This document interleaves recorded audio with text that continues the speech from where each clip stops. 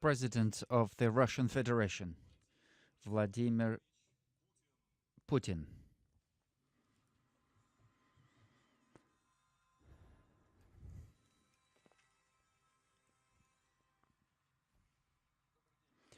Good afternoon.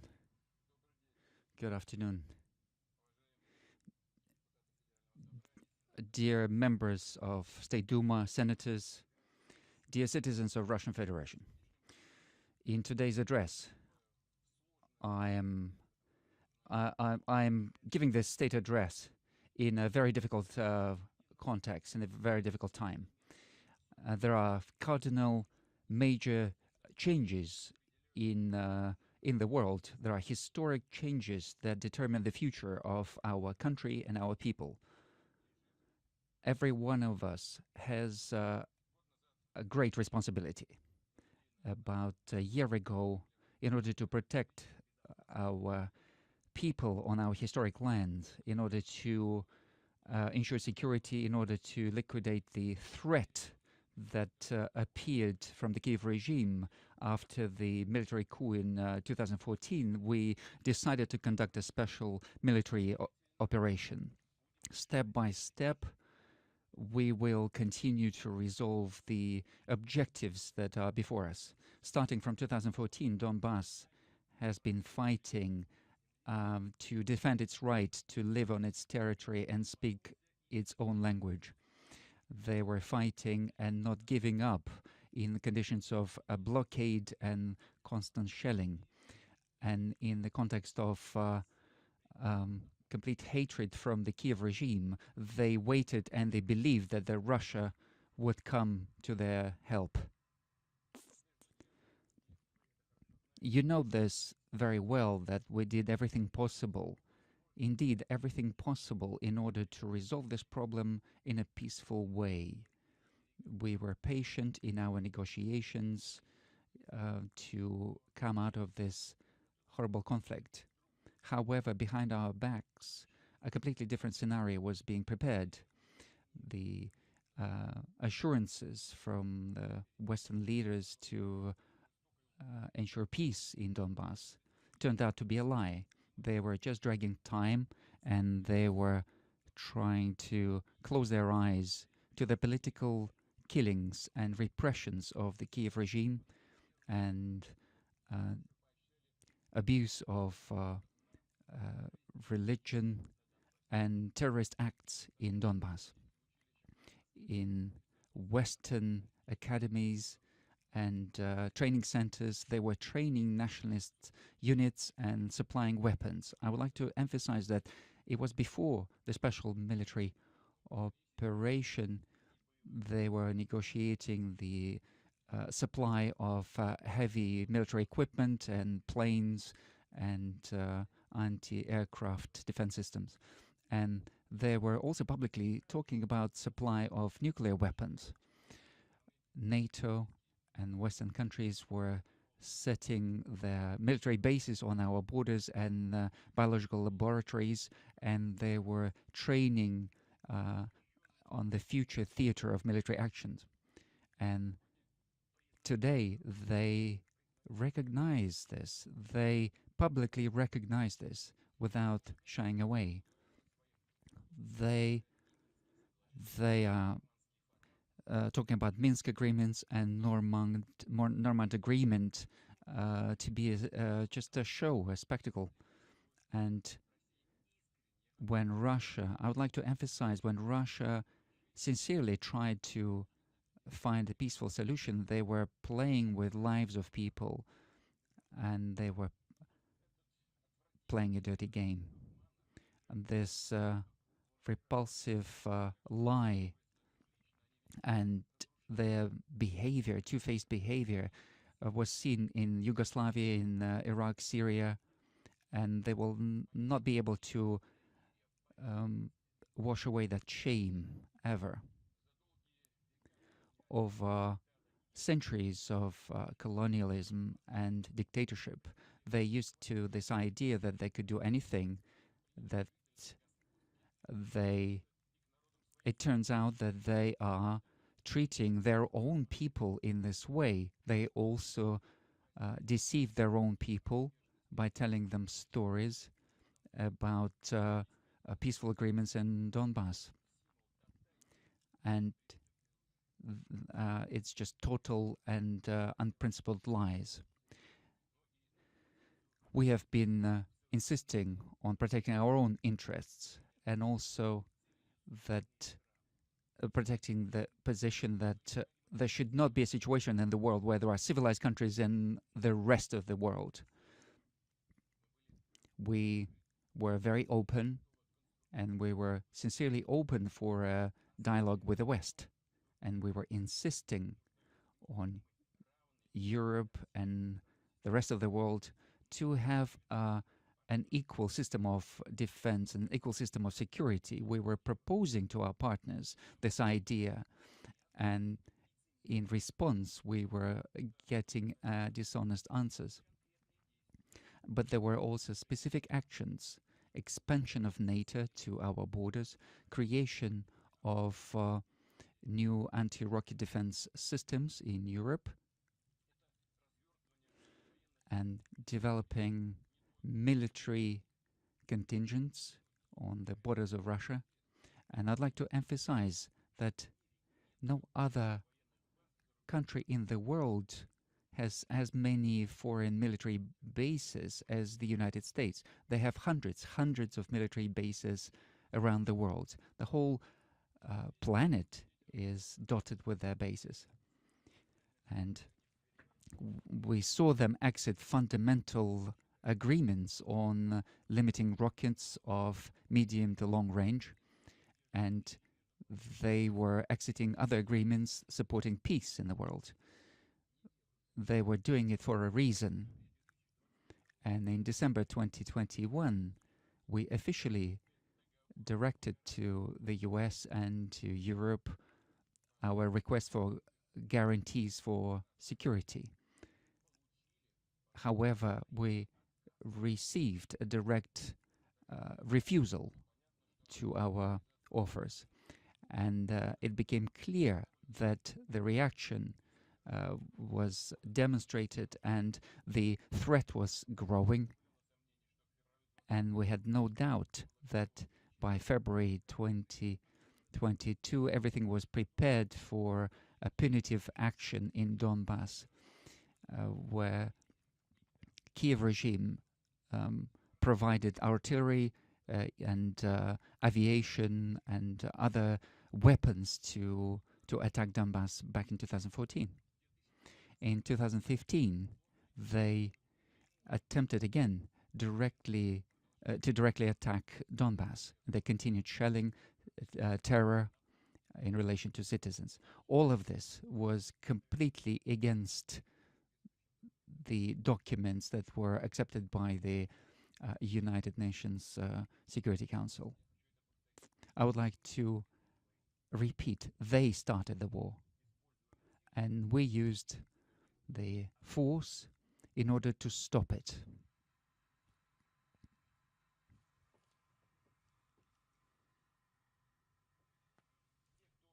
Those who planned a new attack on Donetsk, on Donbass, on Lugansk, they clearly understood that the next objective is strike against Sevastopol and Crimea. We understood this, and they are again in Kiev talking directly about their plans, and we knew that already. We protect people and protect their homes, and the objectives of the West is infinite power. They spend $150 billion to support militarily Kiev regime. To compare this, to put this into perspective, in 2021, 2022, the big 7 countries provided to the poorest countries only 60 billion aid. Also, and in exchange for that 60 billion, they require complete submission to their will. With this, the flow of money to finance the war is not stopping. and they continue supplying means to provide coups in other countries. And at the recent security conference, there was an endless flow of accusations against Russia, and this was done, it seems, in order for everyone to forget that over the last 10 years, it was the West who who released the genie from the bottle as a result of wars. We did not come up with these figures. These figures are provided by them as a result of wars that were started by United States since 2021. About 900,000 people died and millions became refugees. And they're trying to delete this from the memory of people. They're trying to pretend this did not happen, but nobody forgot that. The people's tragedy is not important to them, and they're betting trillions of dollars, and they are trying to continue robbing everyone else, and they're covering themselves with words of democracy and values. They're trying to label other countries and publicly insult them, and they are creating that image of enemy within their own countries in order to divert attention from corruption scandals within their own countries. They are diverting attention from the growing social economic problems. I would like to remind you that in 1930s, Western countries opened the path for Nazi Germany to develop, and in this century they did this to Ukraine. And anyone who knows history knows that this goes back to the 19th century, Austrian-Hungarian Empire, and this was, they only had the only single goal to separate these territories from their historic ties with our country. There's nothing new. Everything is repeating. History keeps repeating. They have supported the coup in 2014, and this was a bloody coup, anti-state, anti-constitution coup, and as if nothing had happened. And they even told us how much money they spent on it. The ideological basis for this was Russophobia, and it's a shame to even say that one of the units of the Ukrainian army was given a name, Edelweiss. Edelweiss is a name of German Nazi German unit, and they have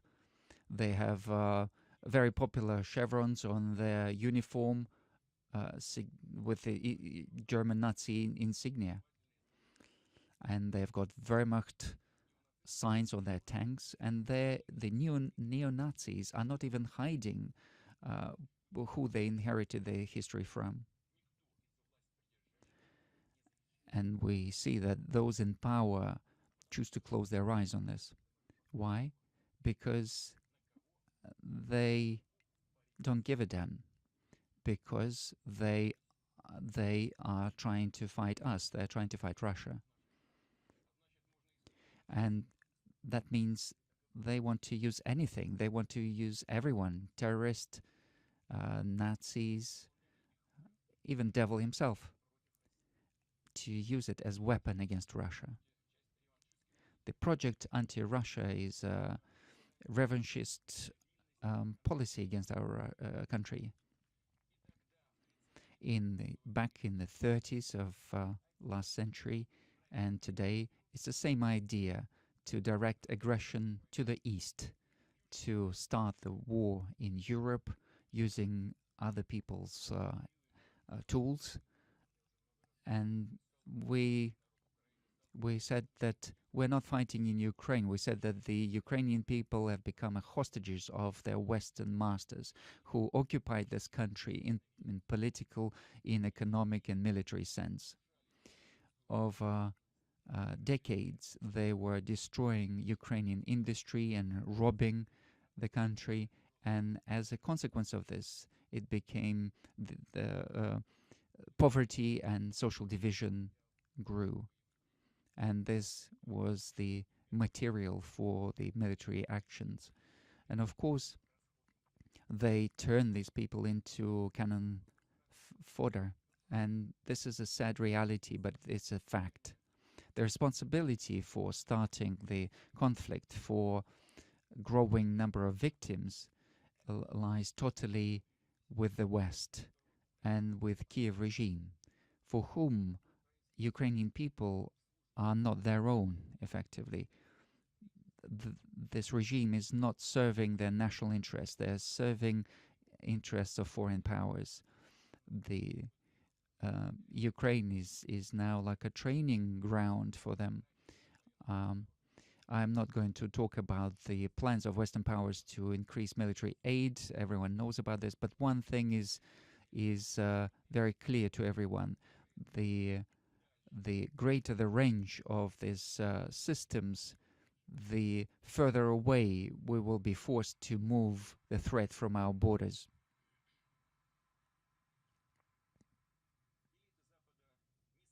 The elites of the West are not hiding their goals. They are, as they say, trying to inflict a strategic um, defeat on Russia. What does that mean to us? That means they want to end with Russia. They want to turn a local conflict into a phase of uh, global conflict. This is how we understand this, and we will react in an appropriate way, because in this case we're talking about existence of our country. They also have to take into account that it is impossible to defeat Russia on the battlefield. So they increase their information attacks, and of course, they are targeting our young generation. And of course, they keep lying here. They are twisting historic facts. They're not. Uh, they're not. They are going against our culture, against our um, religious organizations. Look at what they've done to their own people. They're destroying family, national identity. They are abusing their children. Even pedophilia is announced as a normal thing in the West, and they're recognizing same-sex marriages. That's fine. They're adults. They've got the right to live their life, and we always were very tolerant about this in Russia. Nobody is trying to enter private lives of people, and we're not going to do this. However, we need to tell them, but look at the scriptures of any religion in the world. Everything is said in there. And one of the things is that family is a union of a man and a woman.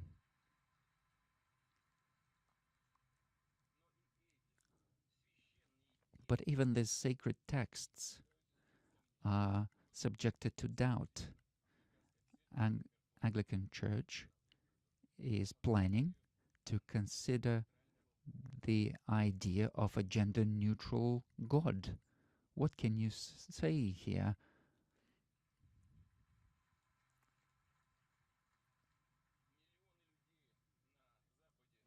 Millions of people in the West understand that they are being led to spiritual destruction. Elites are going crazy, and this cannot be cured, it seems.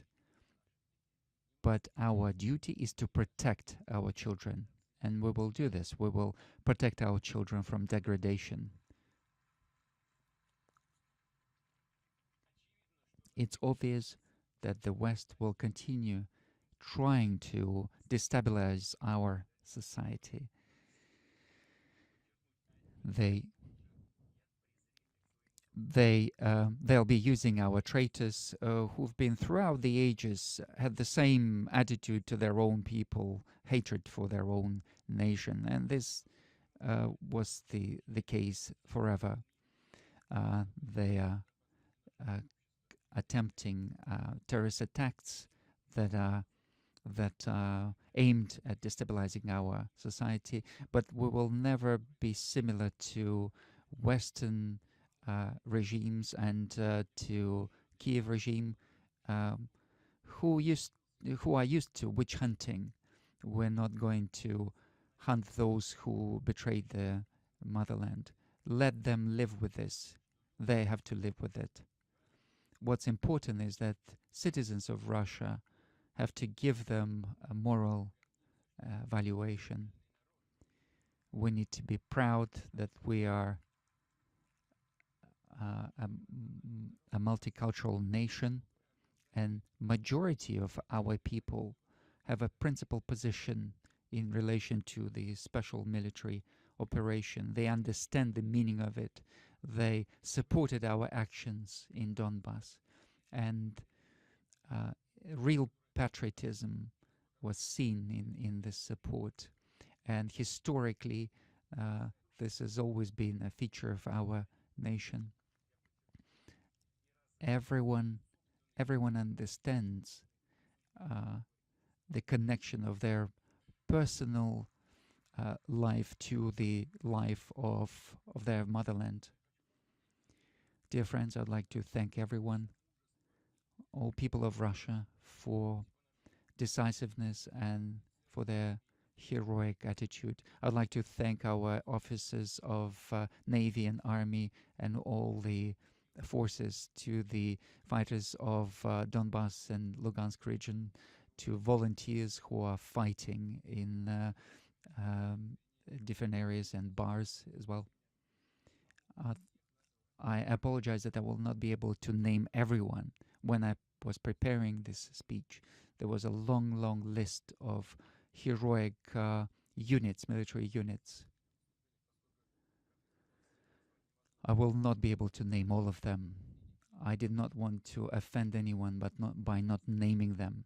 I would like to bow down to um, relatives and wives and parents and wives and families and doctors and instructors, nurses who are saving the wounded, to the railroad workers, construction workers who are creating the defense structures and also building homes, and engineers of defense factories who are working several shifts now, to agricultural workers who are supplying a constant stream of food and products.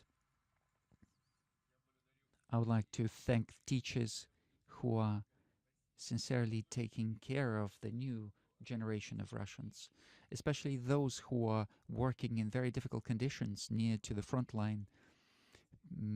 All the cultural figures who come to the front line, who come to the hospitals to support them, to journalists. First of all, military journalists who are risking their lives in order to tell the truth to the whole world. Representatives of um, traditional religions who are supporting the military, entrepreneurs, government officials, everyone who is fulfilling their national and human duty. I would like to express special gratitude to citizens of Lugansk and Donetsk republics and Zaporozhye region. You yourselves determined your future.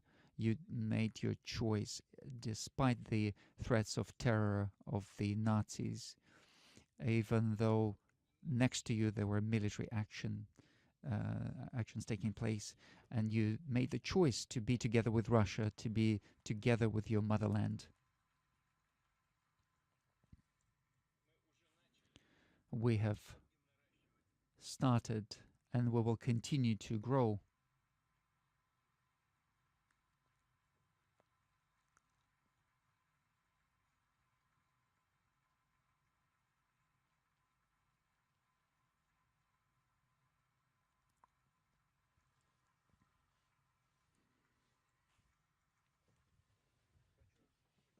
I'd like to emphasize that this reaction of our audience addressed to the citizens of Donetsk and Lugansk and Zaporozhye and Kherson regions.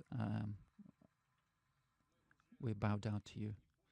We we began and we will continue our program of social restoration and of these territories. And the idea is to bring back the factories and the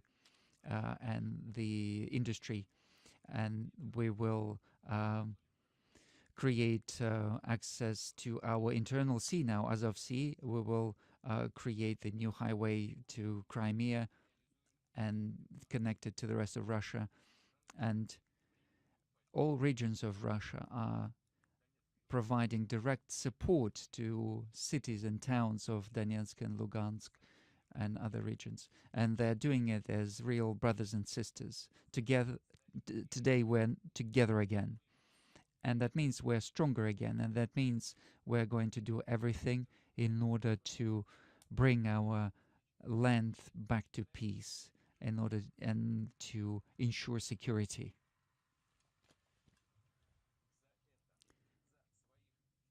It is for this, for our ancestors, for the future of our children and grandchildren, in order to restore historic justice. This is what our fighters are fighting for, and our heroes are fighting for. I would like to uh, respect the memory of all people, of all fighters who died in military action, and all civilians who died in this military action.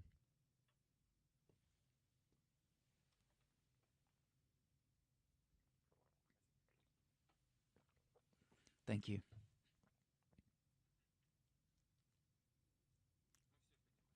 We understand that it is very hard for wives and daughters and sons of our military personnel. They have brought up very decent defenders, just like our ancestors were defending Donbass, and they have got a very strong spirit. And our duty is to support those families who lost loved ones and help them bring up their children. The family of every member of the special military operation needs to be surrounded with care and attention, and we need to respond to their needs very, very quickly. I propose to create a special state fund whose objective would be personal help to the families and veterans of special military operation and those who died in action. This fund will coordinate social, medical, and psychological support. They will provide in help in educational sport, in entrepreneurship, in providing new professions and professional development, and also long-term home care for all those who are in need of it. And I'm requesting the government and the Committee on Social Affairs, together with regions, to resolve all organizational aspects of this within the shortest possible time, and also provide these services without any bureaucracy through a one window system. Every family, I emphasize, every family of fallen soldier and every veteran of the action has to have a personal contact in this fund,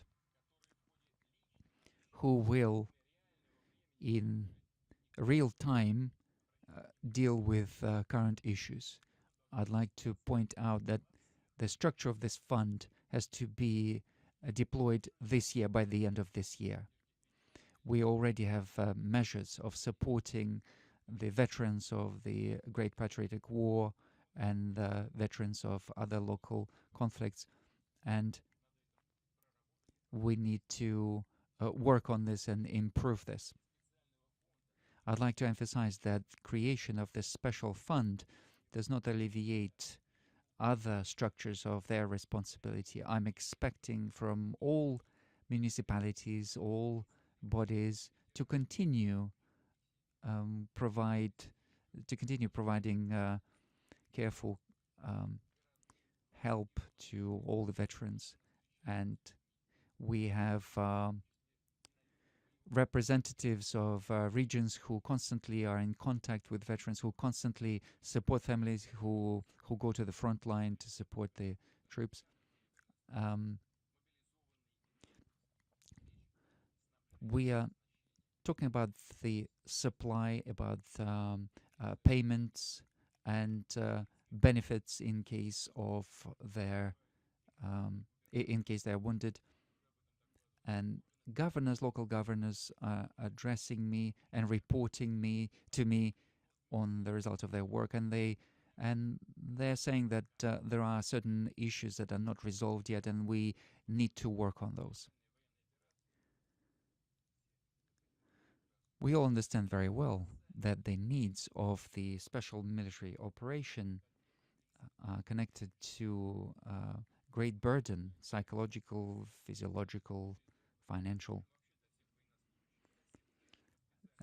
All participants of the special military operation, especially and including the volunteers, they need to have 14 days of rest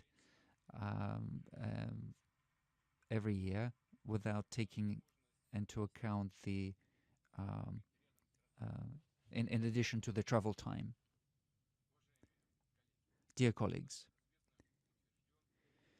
we have an approved plan of creation of military force for the 2023-2025, and we are working on it and correcting it as we go. And I'd like to emphasize that further steps on strengthening our Navy and Army, we have to rely in these steps on our real military experience. This is extremely important. This is invaluable. For example, the level of supply and readiness of our nuclear military forces is in the region of 91%. Taking into account the experience that we received, we have to achieve that level of supply for all other areas of Army and Navy. Officers and sergeants who demonstrate themselves to be decisive and clever and brave, they should be forwarded to the military academies, and they should become a very powerful training reserve, and they have to become people in demand, both in the military and in the civil sector. We need to understand that we need to value their contribution to the defense of our motherland. We will continue implementing the latest technologies which will improve the quality of our army. So these developments and these types of equipment and weapons are already there. Some of them are exceeding the parameters of Western Western equipment, and our objective is to create a mass production of these weapons using our own industrial and scientific base, using state contracts and involving small and medium enterprise. We have scientific teams, engineering teams, and we have more and more of younger people, qualified people in these teams. And we have very long traditions of weapon production and weapon manufacturing, and everything needs to be done for the victory. We need to provide guarantees for employees, and we're talking about the social benefits and also salaries. And I'm proposing to provide special program for housing, and the rent in this housing would be significantly lower than the market rent, and the difference will be covered by the state. That's for the employees of the defense sector. We will work on the details of this program, and we will immediately start building this housing, especially in the cities which are our military and engineering centers. Dear colleagues, as I mentioned, the West has begun not just a military but an information, but also um, an economic aggression. But they have not achieved success in either of these areas, and they won't achieve success there. Moreover, the initiators of the sanctions are punishing themselves. They provoked a growth of prices in their own countries, closures of factories, collapse of energy sector. They are telling their citizens that it's the Russians who are to blame, and they've used different tools. They tried to break commercial connections with our companies. They tried to impose. They tried to restrict our export, and theft. I can't name it any other way. Theft of our currency reserves, and also attacks on our infrastructure. I'd like to emphasize that all sanctions are just a means, but the objective, as the West says, and I say directly, to force our citizens to suffer. This is their humanistic approach. They are trying to destabilize our society from inside, but their attempts were not justified and were not successful. And thanks to joint work of our government, of the Bank of Russia, of the subjects of the Russian Federation, um, of working people, we were able to ensure stability of economic situation. We preserved employment. We supported our financial system, business people who are investing in the development of their business, and therefore in the development of the country. We've launched a package of measures to support the economy, totaling in the region of 3 trillion rubles. I'd like to point out that these are not this is not a money printing policy. All of that is based on market principles. As at the end of 2022, the GDP is reduced. Yesterday, that information was published, and remember, they were saying that our economy will drop 20-25%, and I was saying 2.9, and then later we were saying 2.2. GDP reduced by 2.2%. And I'd like to remind you that in February, March, they were forecasting total collapse. Russian business has restructured its logistics and has established connections with predictable partners. And there are many of those in the world, majority of them in the world. And in terms of international payments, the volume of payments has increased. And if we will continue working with our partners um, in with the objective to creating a stable currency environment, and these other currencies that are dominant today will continue losing its status. And it's not just us who are reducing payments in dollars; they are doing that themselves. So cannons against of instead of butter. They say we should not repeat the mistakes of the past. We should not try to destroy our own economy. We've got everything in order to safely continue to develop our country, and we will continue to act.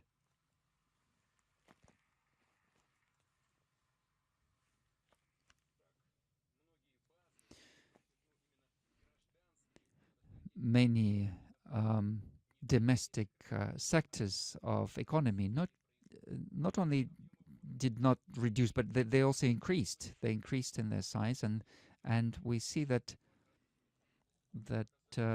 the housing, for example, increased. In terms of housing market, we built around 100 million square meters of new housing, and agriculture has also seen a great success. The Russian agriculture sector uh, um, harvested a record crop of 150 million ton of wheat, and we know that we will increase the volume of export to 60 million ton. And about 10, 15 years ago, this was just a dream. And this was a plan that seemed to be fantastic. If you remember, quite recently, we've got the former vice uh, prime minister here. He will confirm. And we've got just the export potential is 60 million. A few years ago, it was just 60 million total crop. We did not allow for the labor market to drop either. And today, in these current conditions, in these conditions of difficulties, our labor market is even more comfortable than it used to be. Remember that pre-pandemic, we had 4.7%, 4.7% unemployment. Now it's what, 3.7? 3.7. This is a historic minimum. And I'd like to repeat that the economy of Russia has overcome these risks. Yes, many risks were impossible to predict or calculate, and we had to react very, very quickly, both at the level of the government and at the level of the business. Decisions were taken very, very quickly, and private initiative played a key role in here. Small and medium-sized business. We were able to avoid over-regulating the sector. What's also important is that the economic drop was only registered in the second quarter. In the third and fourth quarter, we saw a growth. In actual fact, we are moving to a new cycle of economic development. And according to our expert assessment, we are moving to a new quality of development. Our domestic market, our personnel potential, our people, all of that allows us to really uncover a great potential of Russia in all areas. And we see great growth of internal demand, domestic demand, and we have increased the production of the products that are in most demand, and we were able to fill in the niche that was was freed for us by Western companies. And we understand the number of problems in logistics, in economy, in finance, staffing. We talked about the need for structural changes in our economy over the last few years, and today it's vitally important, it's necessary. And the situation is changed for the better. We know what needs to be done for a sustained development of Russia, despite any external pressure and threat. Guarantees of security and stability of the country. The whole meaning of our work is not to adapt to the current conditions. Our strategic objective is to bring our economy to a new height.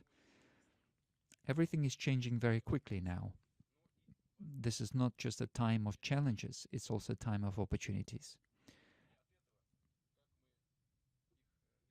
And our future depends on how we use these opportunities. We need to remove any intergovernmental conflicts, any conflicts within the governmental structure. Everything has to be aimed at the objective, at the result. And we need to stimulate small family-run businesses. And this is a win. Creating new roads also win.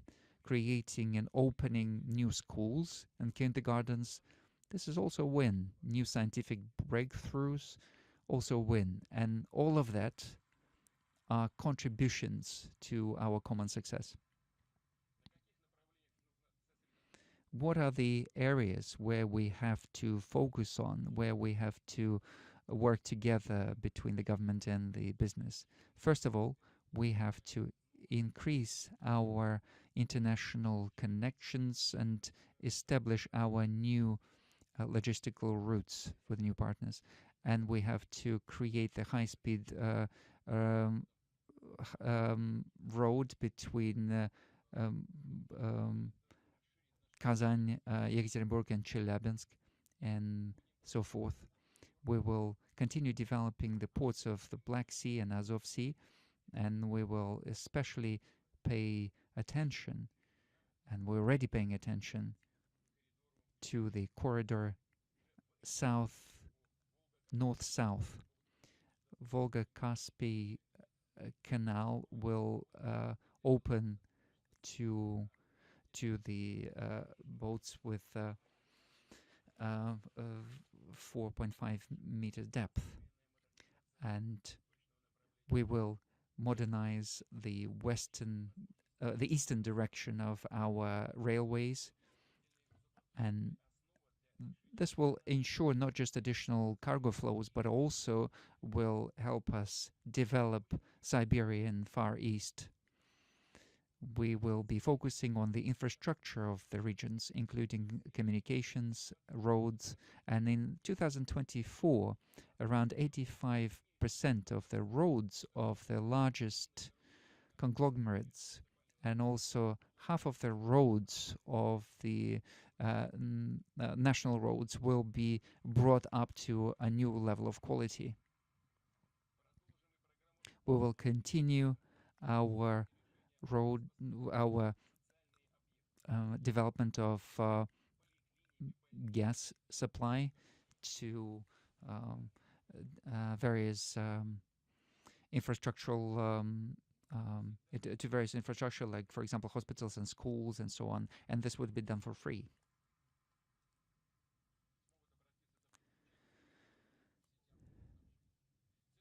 So starting from this year, we will begin a big project for modernization of our utilities, and we're investing about 4.3 billion rubles into this. Everyone knows how important this is, and everyone knows that there are problems in this area. It's important that this program gets a good start straight away and gets stable financing. The second is that we are going to focus on development of of our technological potential of our economy. So we will launch launch industrial mortgages. So now people will be able to apply for a loan for infrastructural projects and building property for their companies. The So the volume of financing on these loans will be up to 500 million rubles, and this would be 3 to 4% interest, 5 to 7 years. I think this is a very important program. Starting from this year, we will have a new mode of working for industrial clusters. The demand for the innovation products that is produced by these companies will be supported by the government and subsidized by the government. And we have a program up to 2030 to finance these sort of products to the tune of 10 billion rubles. And I'd like to reiterate that these are not just forecasts, these are specific figures which we put in place, and we will work on launching those. We are supporting business and providing systematic support, infrastructural support, tax support to the business. The tax system has to be comprehensive, and it has to be approached with a very creative, with a very creative spirit. And starting from this year, Russian companies will be able to lower their tax burden if they are purchasing domestic IT solutions, and these costs will be accounted at the rate of 1.5. So every ruble the company invests in buying these domestic products, their tax base will be reduced by 1.5 rubles, and this will cover high technology equipment produced in Russia, and we will look deeply into this. This is a good solution which will stimulate the economy. A third is an important point on the agenda is the new sources of financing and investment. Thanks to our strong balance, we do not have to ask for money abroad. We don't have to conduct a long, lengthy dialogue about what and how much and at what terms. Our domestic banks are stable, and they've got and in 2023 we saw that the financing of corporate sector has grown, and we had some doubts about this. However, we saw a growth in 2023, and this is growth compared to 2021. In 2021, growth was 11.7%, and now 14%. The mortgage portfolio has also grown by 20.4%. So we've got development. According to the results of last year, banking sector received a profit not as significant as in the previous years, but very significant.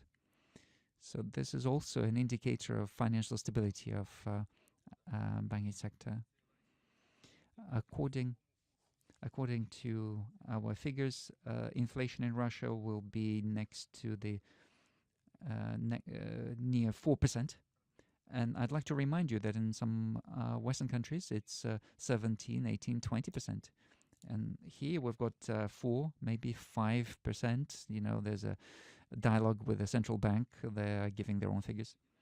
Taking into account the positive dynamics, we see that we've got objective conditions to lower long-term loan rates. And that means that the financing has to become more available. What's very important is a long-term savings of Russian citizens, and we have to stimulate that flow of that money into the investment sector. And I'd like to ask the government to look at launching a special government program from April this year to create additional conditions for citizens to invest within the country and to make money within the country, and also to guarantee their contributions to investment companies. There has to be a similar scheme to ensuring financial deposits in banks. We know that I propose to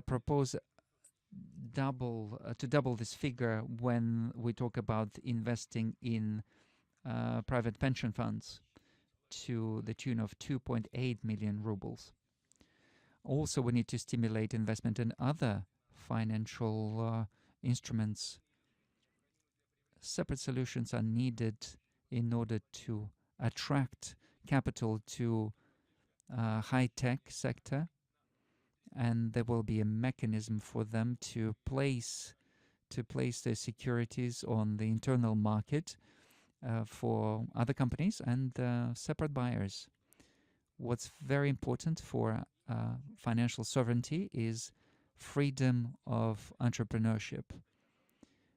The attempts to contain Russia in this regard demonstrated that Russians were able to adapt very quickly, and each initiative that is supporting Russia has to have support from the government.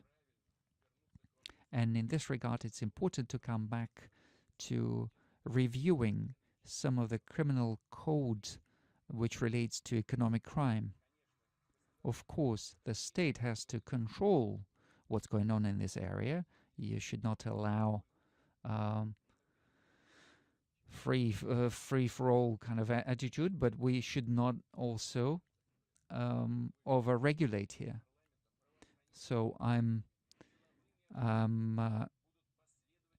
we're hoping that the government, together with authorities, will be very consistent in their work, and I'd like to propose to create special measures which will liberate economic actions in this field.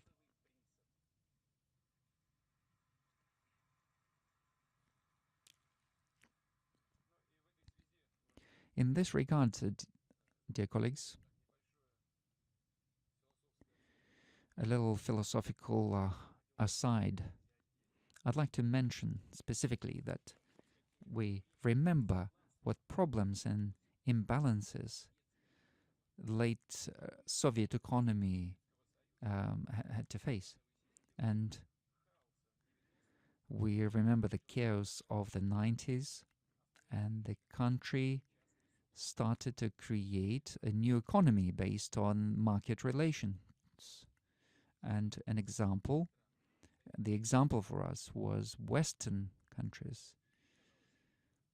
And there were a number of consultants, as you know, but it's not enough to just copy their models. We know that Europeans and Americans were arguing between themselves how Russia should develop. And what happened as a result of it? Our economy became Western-oriented. And generally, we became the source of commodities. And we understand the reasons for this. But the new forming Russian business was aimed naturally, and as other businesses around the world, aimed at extracting quick profit. And what was happening as a result of it? It was just the sale of resources of oil and gas and timber and so on. And um, money was not invested into long-term projects.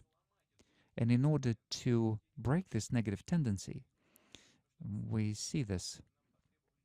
We needed years and years to break this, and we needed massive state investment.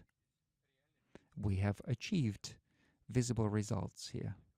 However, I would like to emphasize that we need to take into account the conditions in which our large business was developing.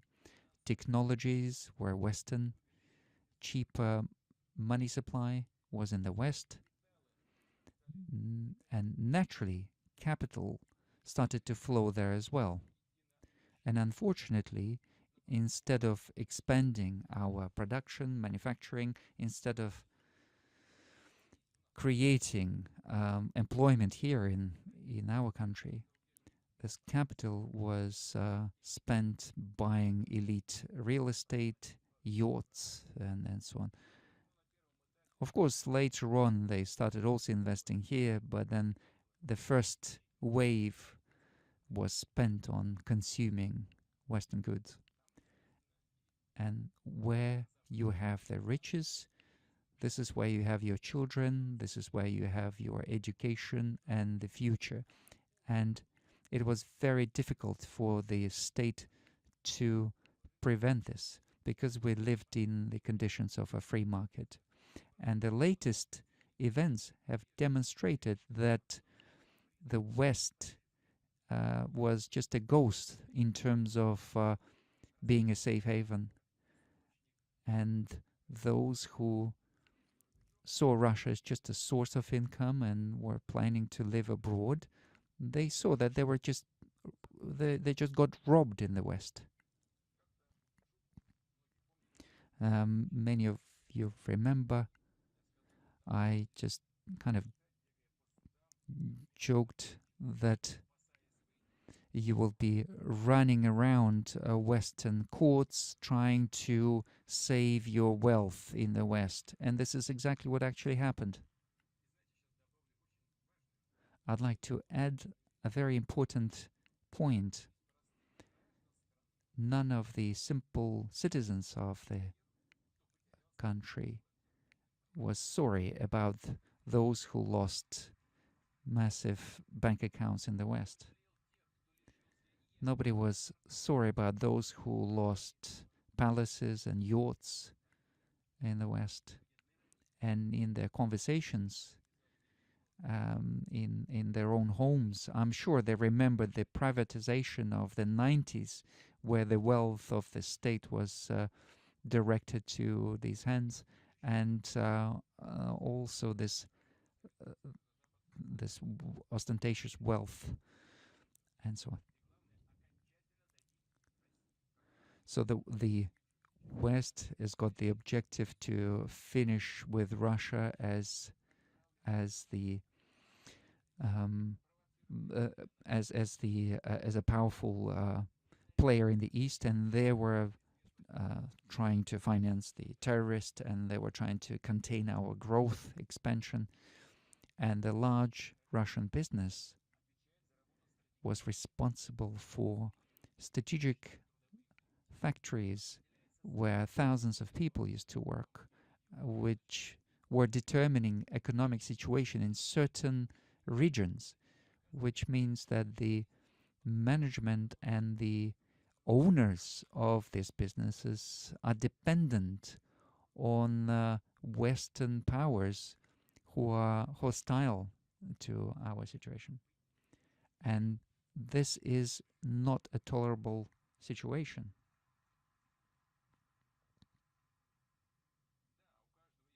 Yes, everyone has a choice.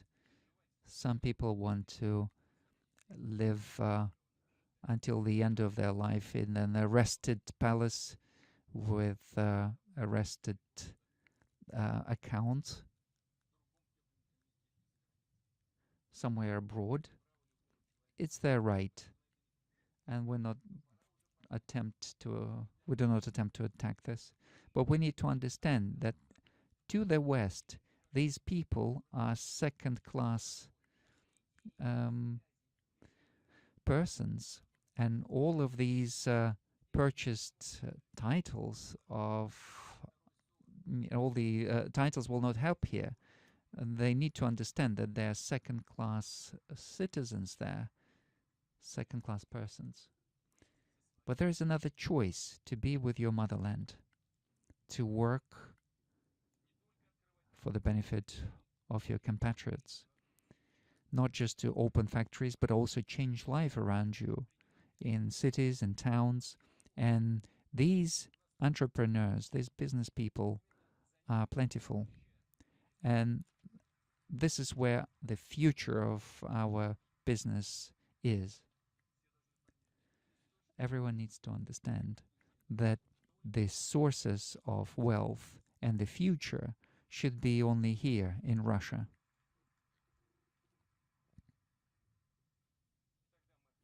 And then we will definitely create a very robust, self-sufficient economy, which is not closed to the world and is using all these competitive advantages.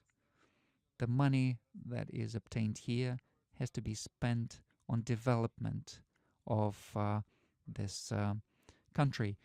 We have to develop our infrastructure, tourist infrastructure, and I would like for those who faced this aggressive attitude of the West to hear me. Running around begging does not make any sense. It's futile. It's futile, especially today when you understand who you're dealing with. Do not get stuck in the past. Do not try to argue in court and try to return things. You are strong people. You've been in this game for many years. People who went through very difficult times. Start new projects. Invest in Russia. Invest into factories and into employment, in create new infrastructure in education, sport, culture. And this is how you'll get the gratitude of people, many generations of people in the future. And the state will support you.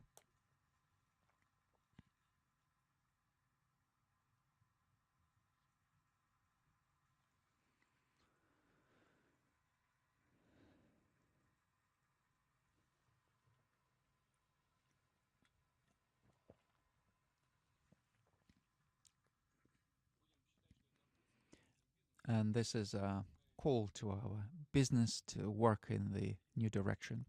Dear colleagues, Russia is an open country and it's a unique civilization. We're not pretending to be special, but this is our civilization. Our ancestors passed it to us, and we have to preserve it and pass it on. And we will continue developing our relationships with our friends, and we will accept all the good things. But first of all, we will rely on our own potential, on our traditions, on our values. And here, I would like to talk about the character of our people. We were always generous, compassionate, and Russia as a country reflects these qualities.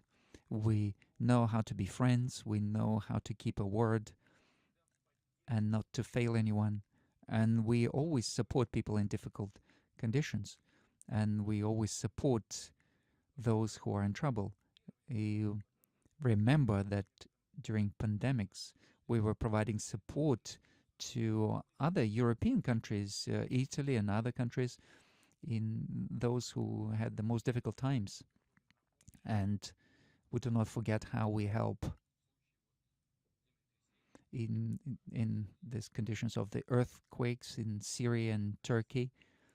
It's the people of Russia.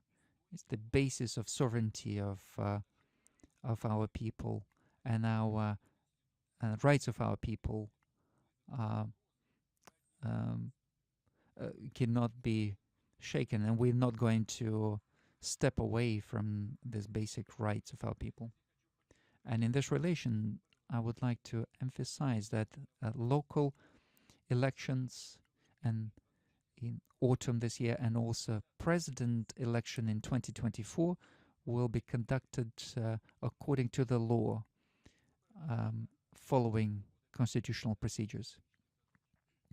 We have various approaches to resolving social issues. However, all the powers, all the forces in society have to rely on some very basic principles: safety, security, and national interests of our people. I would like to thank you for this responsible position, and I would like to remind you of Stolypin's words, who said this one more than 100 years ago, but this can be said today. He said that in the business of defense of Russia, we all have to unite. We have to coordinate our forces and our rights in order to support one supreme historic right, the right of Russia to be strong.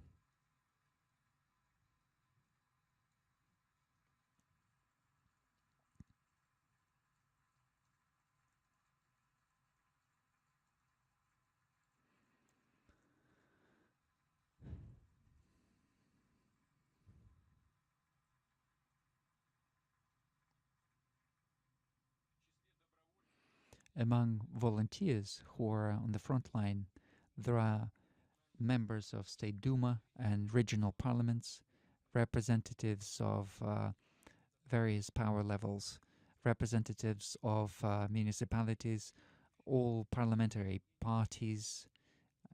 All of them are participating in uh, creating this support for the front line. Again, I would like to express my gratitude for such patriotic stance.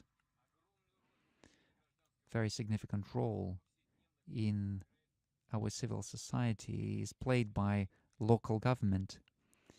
These people are closest to the people, and the trust to our state depends on them.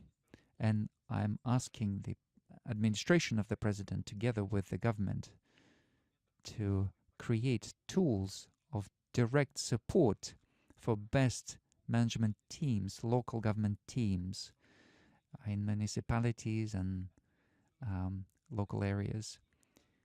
Those who are able to take responsibility for themselves and for their people, and in order to strengthen our core values. What's very important is the educational system, using the resource of the president grants and uh, other programs that we have available. We will continue supporting our education and art, different areas of art, modern and traditional classic. We will continue thinking about very difficult issues in life, and most important thing is not to destroy society but to stimulate the best qualities in people. Developing cultural sphere would be one of the priorities for Donbass and Lugansk and new areas. We will be creating hundreds of cultural institutions, including museums and centers that will allow people to feel the connection between the past and the present and the future, uh, that will allow them to feel the belonging to the single cultural space. Participation of teachers and scientists, scholars. We have to use that participation in order to create the courses for literature and geography, so that the young generation is able to learn as much as possible about um, our history. We have a very talented new generation who is able to work for the benefit of our country, and it's for these people that these new horizons are opened by these competitions that are set. So this competition of leaders of regeneration. So the finalists of these competitions, some of them went to as volunteers to work on the front line or work on the development um, of these new regions, restoring them. So the school of the military action is something that cannot be replaced by anything else. So these are the people who are prepared to give their life for their motherland. I would like to emphasize that those who were born and grew up in Belarus and in Donbass, they have, and who fought for the independence of these areas, need to be at the forefront of our future development. And I would like to emphasize that Russia is counting on you. Taking into account these massive tasks, we have to renew our approach to training new personnel. And we talked at the Council of our Education, we talked about priorities that we have to focus on um, obtaining very specific and concrete scientific results, especially in the areas that are critical to our future development, including transport, energy, utilities, medicine, agriculture, industry. At the basis of new technologies, there's always fundamental sciences. Just like in culture, we have to provide scientists and researchers greater freedom for creativity.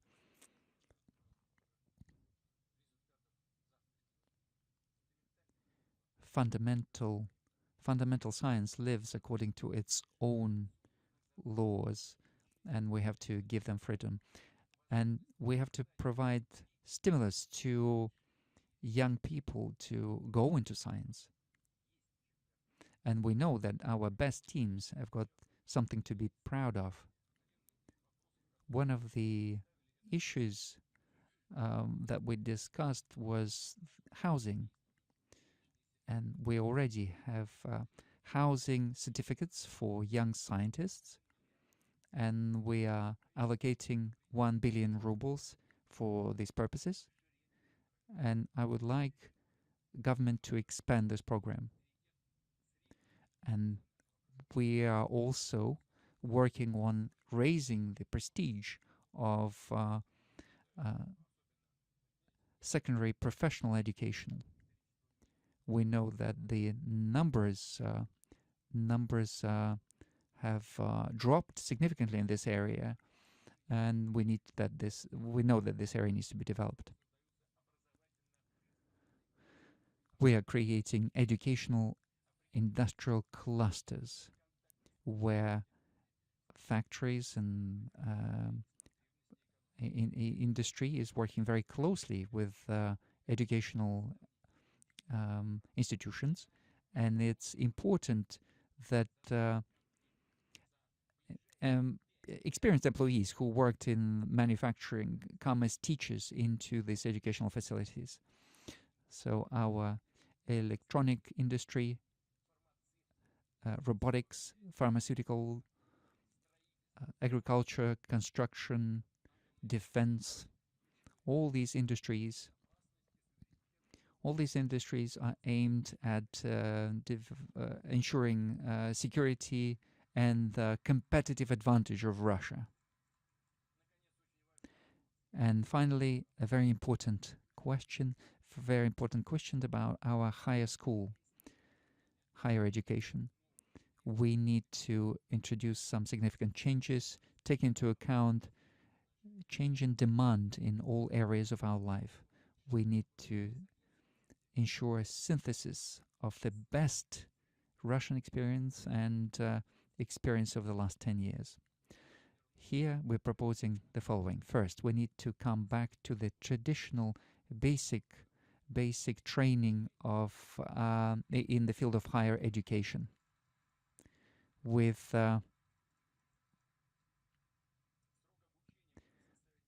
the course length would be from 4 to 6 years. And with this, even within one higher one university can offer various programs depending on the needs of the industry and needs of the market.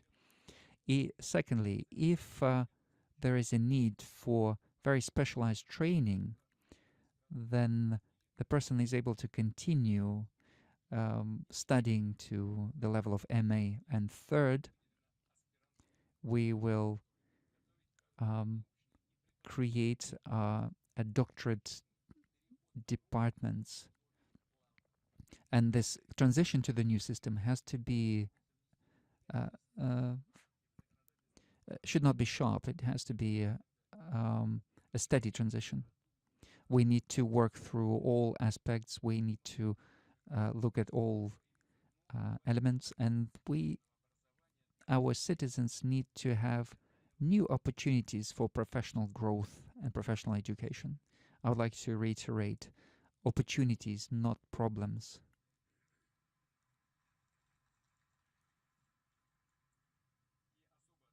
I'd like to point out that the students who are currently in education will be able to continue their education according to the existing programs, and the higher education diplomas will be as acceptable as the new ones, so they should not lose their status. So I'm asking this All Russian Educational Fund to control these aspects of the new project. Teachers are participating directly in the construction of our future, and it's important to raise the prestige of this profession so that parents are very respectful of the teachers, and the teachers are very respectful of the parents. Let's remember it. I would like to also talk about support for families. The children's budget, so-called children's budget, has grown not just by certain percentages. Um, it's grown several times, and I would like to thank our members of parliament and government for this consolidated understanding of our national priorities. Starting from the 1st of February, we have increased the benefits, child benefits, to 11.2%. Now we have the new subjects of the Russian Federation have the same rights. We are providing mother's capital in Lugansk and Donetsk, Zaporozhye and Kherson regions to the families where children were born starting from 2007. What that means is from the moment this program started working all over Russia, I'd like to reiterate that we adopted the same approach for Crimea and Sevastopol, and we have programs which are aimed at increasing welfare of Russian families, and the aim is to increase the real income of Russian families. A very important point here is the minimum wage, and it was increased twice, almost by 20% last year. And we will continue doing this. And the pace at which this is done is higher than the inflation. So since the beginning of this year, it was indexed by 6.8%. And I'm proposing to conduct to add another 10% to it by next January. So this means that That means that the minimum wage will be 19,245 rubles, which is an increase of 18.5%. As for tax systems for Russian families, starting from last year, families with 2 or more children are freed from tax on sale of property. So we need to actively use these instruments so that family budget has got more disposable income, and so that families can focus on essential challenges. And also, I would like to propose the tax deduction for costs in relation to children's education from 50 to 150 rubles, and medical costs to 130,000 rubles. And this would be deducted. This will reduce their tax base, the income tax base. We need to also not just increase the amount to be deducted, but also applicability and the ease of use, of this tool. We know that demographic situation directly depends on the state of the economy for our families, and we also need to take care of aspects of culture and sport and housing, and all of these areas will be supported. So the money for national projects that were reserved in the federal budget for 2024 will be available right now. And then there will also be treasury loans, treasury loans that will be issued for these purposes. And this is a great tool. And we will provide constant operational control over these issues. And I'm asking the Committee for Economy to look after this matter. Of course, we do not need to hurry and compromise the quality of construction for this infrastructural project.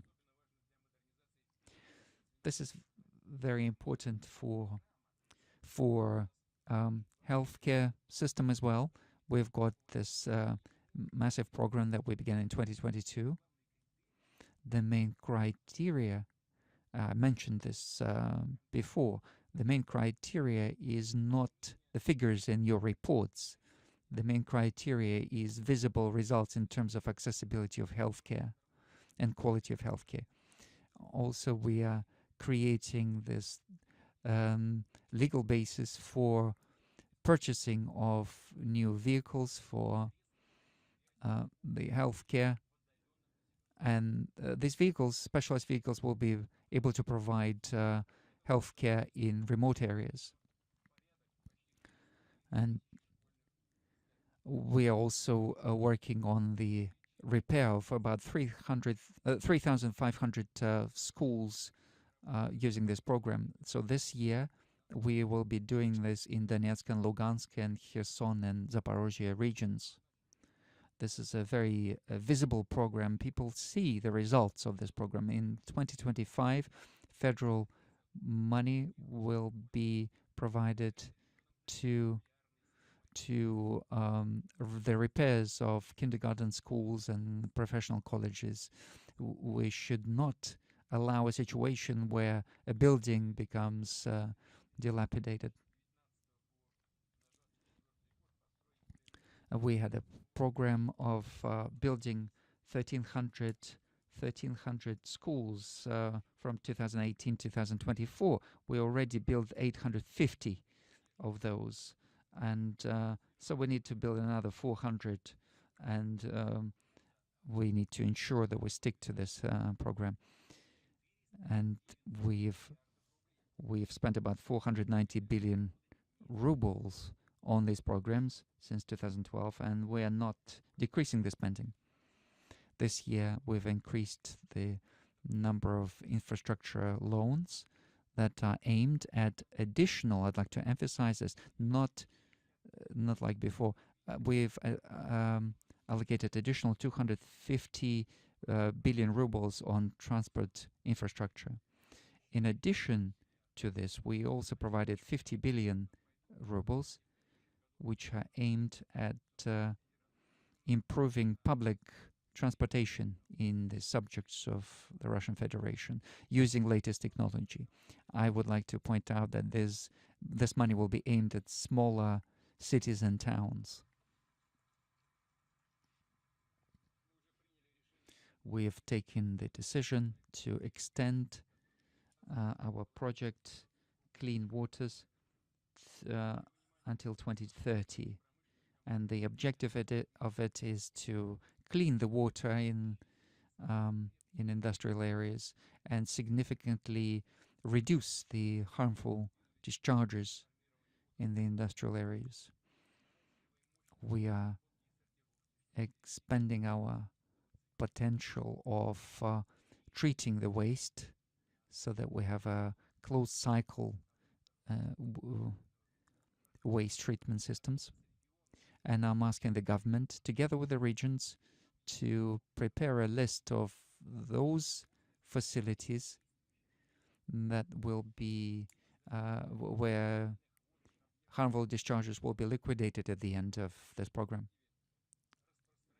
We will extend this work to other rivers like Don, Irtysh, Ural, and other areas, other rivers. We should not forget our smaller rivers.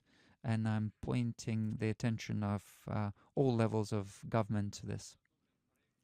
We've also prepared a draft law for tourism in protected areas. This is something we discussed with the government, and this law has to clarify very clearly put out, describe what can be built and what cannot be built in different areas which are protected. And I would like to speed up the consideration of this law.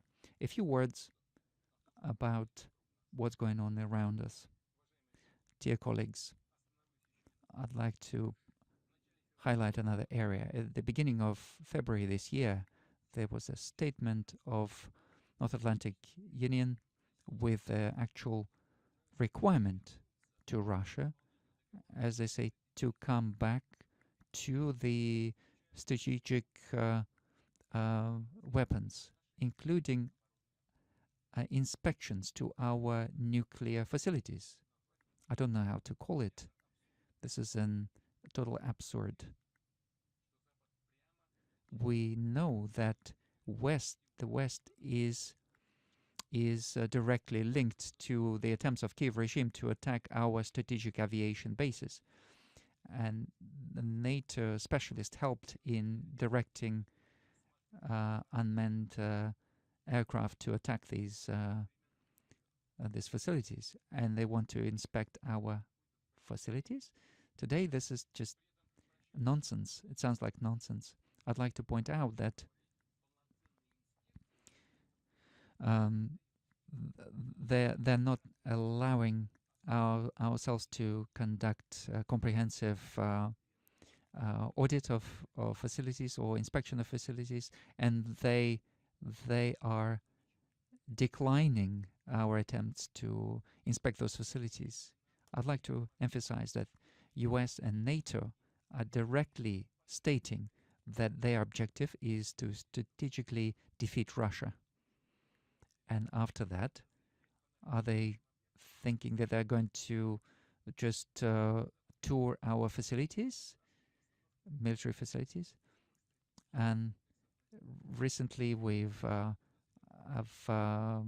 passed a law to put the new strategic defense facilities and areas. Are they going to visit those as well?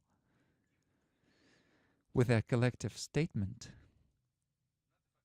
NATO has actually attempted to become a member of this agreement of strategic weapons control. We agree to this. We feel that this is long overdue. Nuclear arsenal is not just in America; it's also in the UK and in France, and they keep developing, and they're also aimed against us. They're also again aimed at Russia. Their latest statements of their leaders only confirms this. We cannot, we do not have the right not to take this into account. The first agreement on restricting strategic weapons was signed in 1991 with the US. This was in a principally different situation. This was in the context of mutual trust, and following that, our relationships went to such a level where US and Russia stated and Soviet Union stated they were no longer considering each other enemies. The agreement of 2010 has got very significant points on indivisible security and limitation of strategic weapons, but this has been long forgotten, and US has exited that agreement. Our relationships have deteriorated, and this was the initiative of the United States, and it was them who wanted to review the results of the Second World War, and for this they started to destroy all the basics of world order after the Second World War, and step by step they started to destroy the system of world security and control of weapons. And they've conducted a number of wars around the world. And all of that was done with the single purpose to destroy the structure of international relations that was set up after the Second World War. And after the collapse of the Soviet Union, they have been constantly trying to reiterate their global dominance. And this is not just in relation to Russia, but other countries as well. And of course, the situation has changed since 1945. There are new centers of influence, and they keep developing. And this is a natural, objective process that cannot be ignored. What is unacceptable is that US started to restructure this this in only according to their own needs. And now the NATO countries are offering an ultimatum, and they're saying that Russia, you have to comply.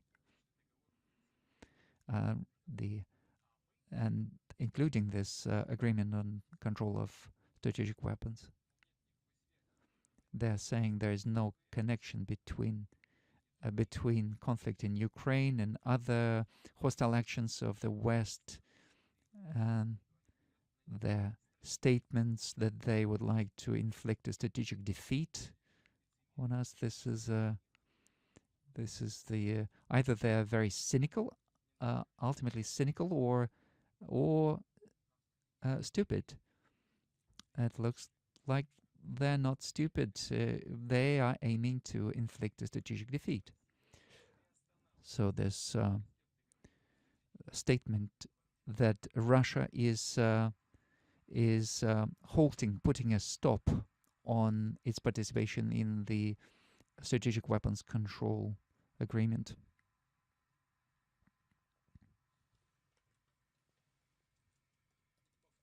I would like to reiterate,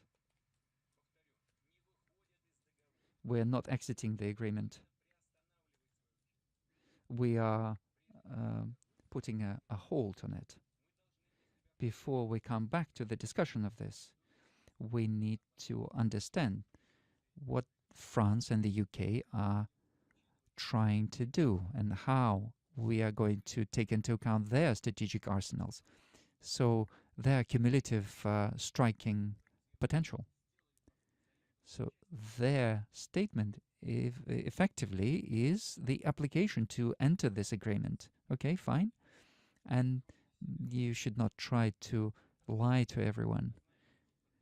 We know all the backstory to this. We know that all the separate types of nuclear weapons are coming to their expiry, and we know that they are thinking about testing their nuclear weapons, including the fact that in the US they are developing new types of nuclear weapons, and we have this information.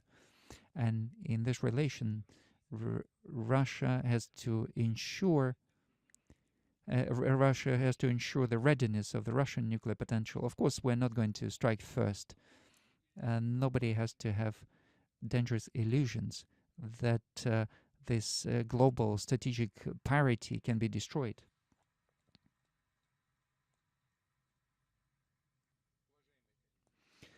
Dear colleagues, dear citizens of Russia, today we are going through a very difficult path, and we are overcoming all difficulties together. It could not be any other way, because we are brought um, on the example of our ancestors, and this is passed from one generation to another.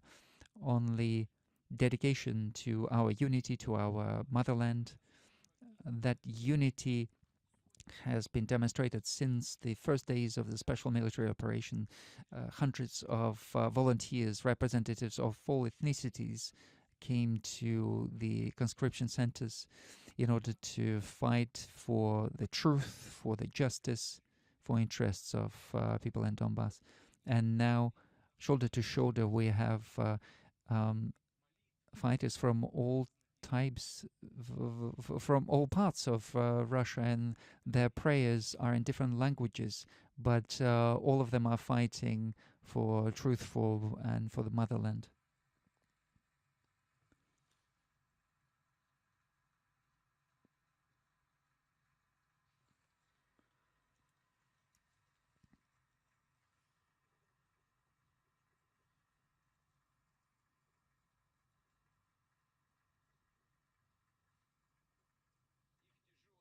Their heavy military duty, their heroic acts,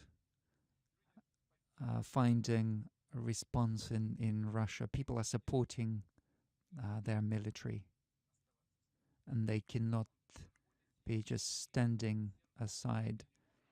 The front line is going through the millions of hearts of Russian citizens. People are doing everything they can in order to preserve the lives of our people, of our guys in the front line.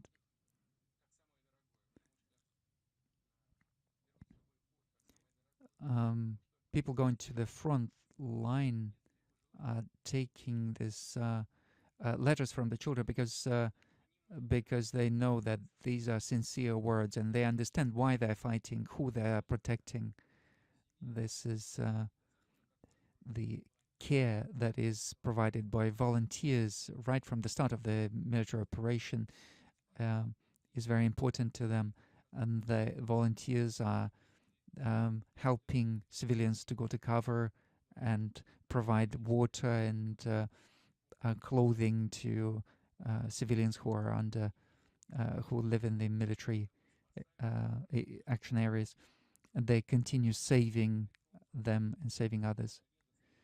And we know that one of the funds collected over 5 billion rubles for the needs of the front, and this work is being conducted constantly.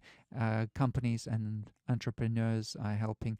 But what's especially touching, especially inspiring, is when people with small income are providing part of their salary or their savings to help people on the front line.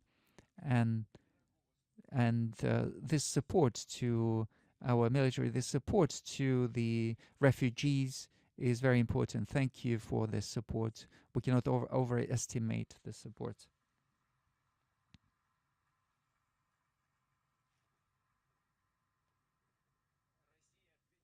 Russia will will respond to any challenges because we are all a single country. We are one big united people. We we are confident in our power. Truth is with us. Thank you.